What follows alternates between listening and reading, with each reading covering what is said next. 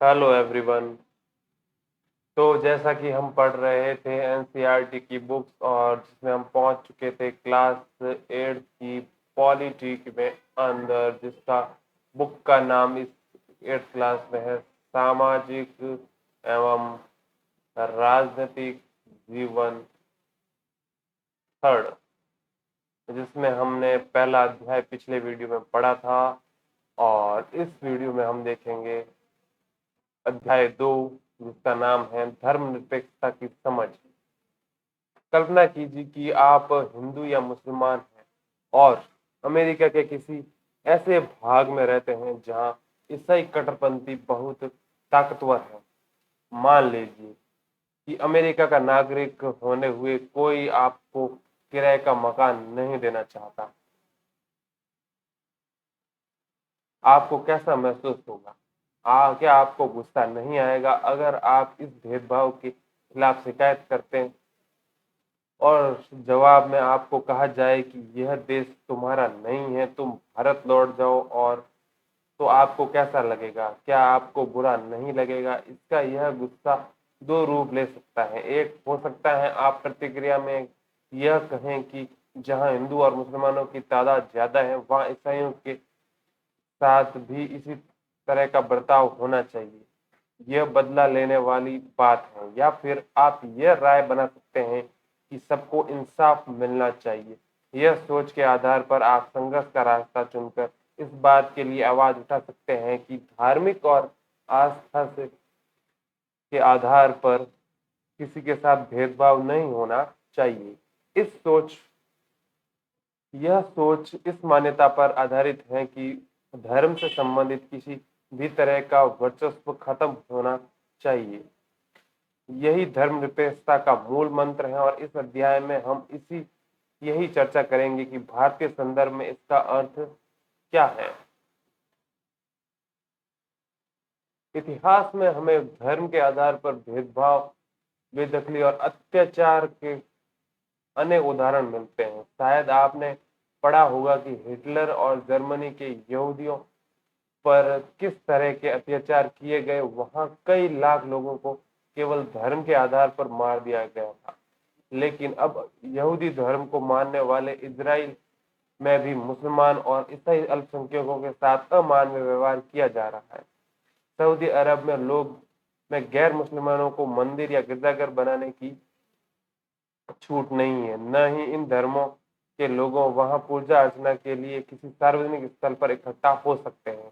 इन सभी उदाहरणों से एक धर्म के लोग या अन्य धार्मिक समुदायों के लोगों के साथ या तो भेदभाव कर रहे हैं या उनका उत्पीड़न कर रहे हैं। भेदभाव की ऐसी घटनाएं तब और ज्यादा बढ़ जाती हैं जब दूसरे धर्म के ज्यादा या के स्थान पर राज्य किसी एक धर्म को अधिकृत मानता मान्यता प्रदान कर देता है।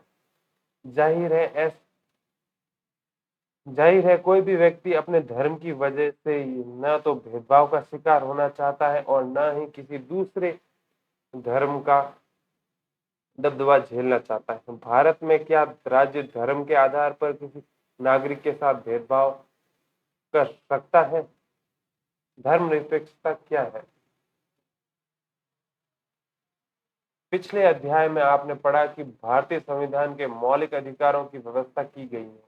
ये अधिकार न केवल राज्य की सत्ता से हमें बचाते हैं, बल्कि बहुमत की निरंकुशता के से भी हमारी रक्षा करते हैं। भारतीय संविधान सभी को अपने धार्मिक विश्वासों और तौर तरीकों को अपनाने की पूरी छूट देता है।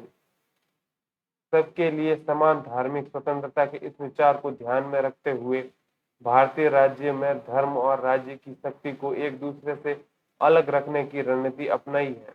धर्म को राज्य से अलग रखने की इसी अवधारणा को धर्मनिरपेक्षता कहा जाता है। इस अध्याय में 3 चित्र आपके उम्र के विद्यार्थियों के बनाए गए हैं। इनमें धार्मिक असहिष्णुता व चित्र बनाने के लिए कहा गया था। धर्म और राज्य को अलग रखना महत्वपूर्ण क्यों है? जैसा कि आपने चर्चा की कि धर्मनिरपेक्षता का सबसे महत्वपूर्ण पहलू है धर्म को राजसत्ता से अलग करना।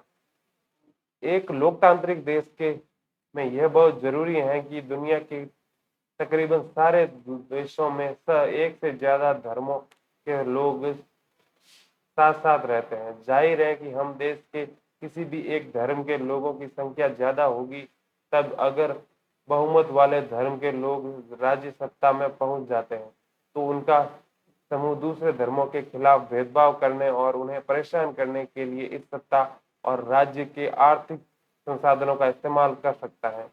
बहुमत की इस निरंकुशता के चलते धार्मिक अल्पसंख्यकों के साथ भेदभाव हो सकता है, इसके साथ जोर जबरदस्ती हो सकती है, यहाँ तक कि कई बार इनकी हत्या भी कर दी जाती है। बहुमत चाहे तो अल्पसंख्यकों को या उनके धर्म के अनुसार जीने से रोक सकता है। धर्म के आधार पर किसी भी तरह का भेदभाव उन अधिकारों का उल्लंघन है जो एक लोकतांत्रिक समाज किसी भी धर्म को मानने वाले अपने प्रत्येक नागरिक को प्रदान करता है। लिहाजा बहुमत की निरंकुशता और उनके कारण मौलिक अधिकारों का हनन वह अहम कारण है जिसके चलते लोकतांत्रिक समाजों में राज्य और धर्म को अलग अलग रखना इतना महत्वपूर्ण बना माना जाता है।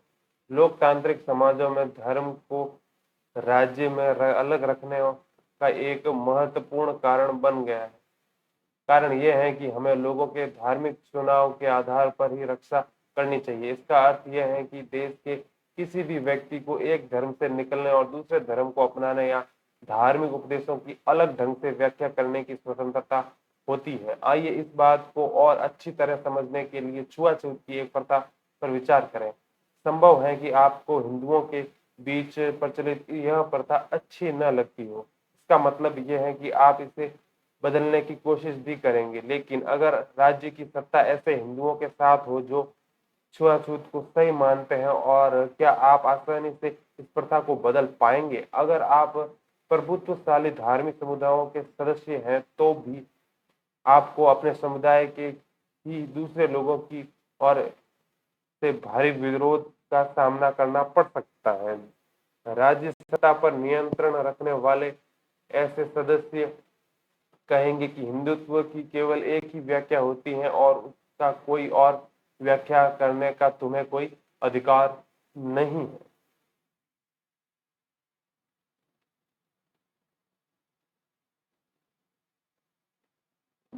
भारतीय धर्मनिरपेक्षता क्या है? भारतीय संविधान में कहा गया है कि भारतीय राज्य धर्मनिरपेक्ष रहेगा। हमारे संविधान के अनुसार केवल धर्मनिरपेक्ष राज्य ही अपने उद्देश्यों को साकार करते हुए निम्नलिखित बातों का ख्याल रख सकता है कि कोई एक धार्मिक समुदाय किसी दूसरे धार्मिक समुदाय को न दबाए। कुछ लोग तो अपने धर्म के अन्य सदस्यों को न दबाएं, और राज्य न तो किसी खास धर्म का थोपेगा और न ही लोगों की धार्मिक स्वतंत्रता छीनेगा।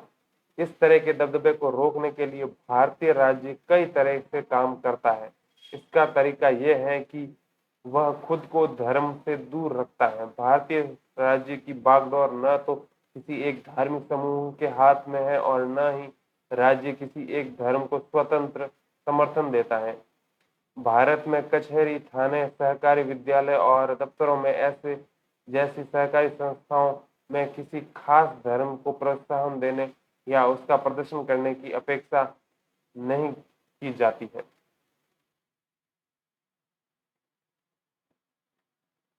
ये एक चित्र है। सीमापुर सरकारी स्कूल के विद्यार्थी एक धार्मिक त्योहार मनाना चाहते हैं। राजकीय माध्यमिक विद्यालय में है।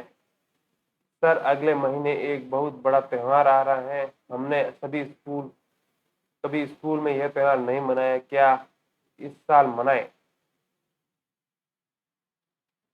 नहीं रेखा, ऐसा नहीं हो सकता है। हमारा स्कूल सरकारी स्कूल है, यह किसी एक धर्म को महत्व नहीं दे सकते। निजी स्कूल है जो चाहे करे। सरकारी स्कूल अपनी चार दवाई के भीतर कोई धार्मिक उत्सव आयोजित नहीं किया करते। वैसे भी ज्यादातर धार्मिक त्योहारों का पर सरकारी छुट्टी होती है, इसलिए हम इस त्योहारों को घर पर ही मना सकते हैं। मैंने इस दृष्टि से कभी सोचा ही नहीं था। मुझे लगता था कि स्कूल के बाहर हम कभी भी यह त्योहार मना सकते हैं। खैर कोई बात नहीं, हम लोग अपने मोहल्ले में ही इस त्योहार को आयोजित कर ही रहे हैं। उपरोक्त चित्र कथा पट में स्कूल के भीतर किसी धार्मिक त्योहार का आयोजन सभी धर्मों के साथ एक जैसा व्यवहार करने की सरकारी नीति के खिलाफ होता है। सरकारी स्कूल अपनी प्रातःकालीन प्रार्थनाओं या धार्मिक आयोजनों के जरिए किसी एक धर्म को बढ़ावा नहीं दे सकते। यह नियम निजी स्कूलों पर लागू नहीं होते हैं। धार्मिक वर्चस्व को रोकने के लिए भारतीय धर्मनिरपेक्षता का दूसरा तरीका अहस्तक्षेप की नीति है। इसका मतलब है कि किसी भी धर्मों की भावनाओं का सम्मान करने और धार्मिक क्रियाकलापों में दखल न देने के लिए राज्य कुछ खास धार्मिक समुदायों को कुछ विशेष छूट देता है। इस चित्रपट कथा में है दो कुछ दोस्तों ने हाल ही में स्कूटर खरीदे हैं। वे साथ साथ स्कूल से सैर पर जाने को तैयार है। अरे तुम्हारे पास हेलमेट तो है ना? दिल्ली को सबको हेलमेट पहनना पड़ता है, यह कानूनी है। फिर तुम्हें हेलमेट क्यों नहीं पहनना? जुर्माना भरने का बड़ा शौक है क्या? फिक्र मत करो, मुझे जुर्माना नहीं देना पड़ेगा। अरे परमजीत, तुम पर जुर्माना क्यों नहीं होगा? देखो, पगड़ी पहनना सिख धर्म का एक बुनियादी उसूल है, इसलिए सरकार मुझे हेलमेट पहनने के लिए मजबूर नहीं कर सकती। इस चित्रपट नाम पत्र कथापट में सिख युवक परमजीत को हेलमेट पहनने की जरूरत नहीं है। कारण यह कि भारतीय राज्य इस बात को मान्यता देता है कि पगड़ी पहनना सिख धर्म की प्रथाओं के मुताबिक महत्वपूर्ण है। लिहाजा इस धार्मिक आस्थाओं को दखल अंदाजी से बचाने के लिए राज्य ने कानून में रियायत दे दी है। धार्मिक वर्चस्व को रोकने के लिए भारतीय धर्मनिरपेक्षता का तीसरा तरीका हस्तक्षेप का तरीका है। इसी अध्याय के पीछे आप छुआछूत के बारे में पढ़ चुके हैं। यह इस बात का उपयुक्त उदाहरण है कि किस तरह की एक धर्म के लोग ऊंची जाति के हिंदू अपने धर्म के ही अन्य सदस्यों कुछ निचली जातियों को दबाते हैं। धर्म के नाम पर अलग थलग करने और भेदभाव को रोकने के लिए भारतीय संविधान में छुआछूत पर पाबंदी लगाई है। इन उदाहरण में राज्य धर्म के नाम पर अलग थलग करने और भेदभाव को बढ़ावा देने वाली उस प्रथा को खत्म करने के लिए धर्म में हस्तक्षेप कर रहा है, जो निचली जातियों के लोगों के मौलिक अधिकारों का हनन करता है, क्योंकि वे भी इस ही देश के नागरिक हैं। इसी तरह माँ बाप की संतति में बराबर हिस्से के अधिकार का सम्मान करने के लिए राज्य को समुदायों के धर्म पर आधारित निजी कानूनों में भी हस्तक्षेप करना पड़ सकता है। राज्य का हस्तक्षेप सहायता के रूप में ही हो सकता है। भारतीय संविधान धार्मिक समुदायों को अपने स्कूल और कॉलेज खोलने का अधिकार देता है। गैर प्राथमिकता के आधार पर राज्य में उन्हें सीमित आर्थिक सहायता भी मिलती है। भारतीय धर्मनिरपेक्षता दूसरे लोकतांत्रिक देशों की धर्मनिरपेक्षता से किस तरह अलग है? ऊपर दिए गए तीनों उद्देश्य दुनिया के अन्य धर्मनिरपेक्ष लोकतांत्रिक देशों के संविधान में दिए गए उद्देश्यों से मिलते जुलते हैं। अमेरिकी संविधान में पहले संविधान संशोधन के जरिए विधायिका को ऐसे कानून बनाने से रोक दिया गया था जो धार्मिक संस्थाओं का पक्ष लेते हों या धार्मिक स्वतंत्रता को रोकते हों। इसका मतलब यह है कि विधायिका किसी भी धर्म और राजकीय धर्म घोषित नहीं कर सकती, न ही विधायिका किसी एक धर्म को ज्यादा प्राथमिकता दे सकती है। संयुक्त राज्य अमेरिका में राज्य और धर्म के पृथक्करण का मतलब है कि राज्य और धर्म दोनों की एक दूसरे के मामलों को किसी तरह का दखल नहीं दे सकते। ये चित्र है अमेरिका के संयुक्त राज्य अमेरिका में सरकारी स्कूलों में ज्यादातर बच्चे सुबह सुबह अपने वफादारी की शपथ लेते हैं। इस शपथ में ईश्वर की छत्र छाया शब्द आते हैं। 60 साल से भी पहले कि वहां यह तय कर दिया गया था कि अगर इस शपथ किसी बच्चे की धार्मिक आस्था को ठोस पहुंचती है तो इसको दोहराने की जरूरत नहीं है। इसके बावजूद वहाँ ईश्वर की छत्रछाया वाक्यांश को कई बार कानूनी चुनौती दी जा चुकी है। चुनौती देने वालों का कहना है कि यह वाक्य उस अमेरिकी संविधान के पहले संशोधन में चर्च और राज्य के बीच की एक पृथक्करण का उल्लंघन करता है। उपरोक्त चित्र में अमेरिका के सरकारी स्कूल के बच्चे वफादारी की शपथ लेते हुए दिखाई दे रहे हैं। शायद आप समझ गए होंगे कि भारतीय धर्मनिरपेक्षता और अमेरिकी धर्मनिरपेक्षता के बीच एक अहम फर्क है। ऐसा इसलिए है कि अमेरिकी धर्मनिरपेक्षता में धर्म और राज्य के बीच स्पष्ट अलगाव के विपरीत भारतीय धर्मनिरपेक्षता में राज्य को धार्मिक मामलों में हस्तक्षेप करने की छूट दी गई है। आप पढ़ चुके हैं कि किस तरह भारतीय संविधान में छुआछूत को खत्म करने के लिए हिंदू धार्मिक क्रियाकलापों में हस्तक्षेप किया। भारतीय धर्मनिरपेक्षता में राज्य धर्म को अलग तो है, लेकिन धर्म को उसका फासला सैद्धांतिक है। इसका मतलब यह है कि संविधान में के लिए दिए गए आदर्शों के आधार पर राज्य किसी भी धर्म के मामलों में हस्तक्षेप कर सकता है। यह आदर्श वह कसौटी मुहैया कराते हैं कि जिसके जरिए इस बारे में फैसला लिया जा सके कि हमारा राज्य धर्मनिरपेक्ष सिद्धांतों के अनुरूप काम कर रहा है या नहीं। भारतीय राज्य धर्मनिरपेक्ष है और धार्मिक वर्चस्व को रोकने के लिए कई तरह से काम करता है। भारतीय संविधान अपने नागरिकों को मौलिक अधिकार का आश्वासन देता है। यह मूलभूत अधिकार इन धर्मनिरपेक्ष सिद्धांतों पर आधारित है, लेकिन इसका यह मतलब नहीं है कि भारतीय समाज में इन अधिकारों का उल्लंघन बंद हो गया है, बल्कि वास्तव में ऐसे उल्लंघनों की वजह से ही हमारे सामने संवैधानिक व्यवस्था की जरूरत बनी हुई है। इस तरह के अधिकारों को होने वाले इस तरह के अधिकारों के होने का ज्ञान हमें इन अधिकारों के उल्लंघन के प्रति संवेदनशील बनाता है। जब कभी ऐसा होता है तो हमें इसके खिलाफ सही कदम उठाने की क्षमता भी उसी में मिलती है। फरवरी 2004 में फ्रांस में एक कानून बनाया गया। उस कानून में प्रावधान था कि कोई भी विद्यार्थी इस्लामी बुर्का, यहूदी टोपी या बड़े बड़े ईसाई क्रॉस जैसे धार्मिक अथवा राजनीतिक चिन्हों का या प्रतीकों को धारण करने स्कूल में नहीं आएगा। फ्रांस में रहने वाले उन आप्रवासियों ने इस कानून का काफी विरोध किया। वे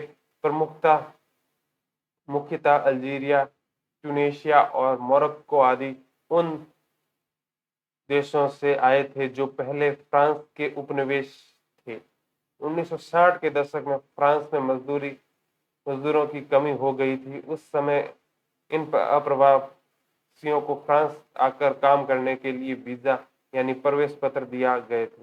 इन अप्रवासियों की बेटियां स्कूल में अक्सर सिर पर रुमाल बांधकर जाती थी, लेकिन इस नए कानून लागू होने के बाद उन्हें सिर पर रुमाल बांधने के कारण स्कूल से निकाल दिया गया है। इसी के साथ ये चैप्टर होता है खत्म और आगे की बातें हम इसी बुक के नेक्स्ट चैप्टर में और इसी सीरीज के नेक्स्ट वीडियो में पढ़ेंगे। तब तक के लिए धन्यवाद। Thank you.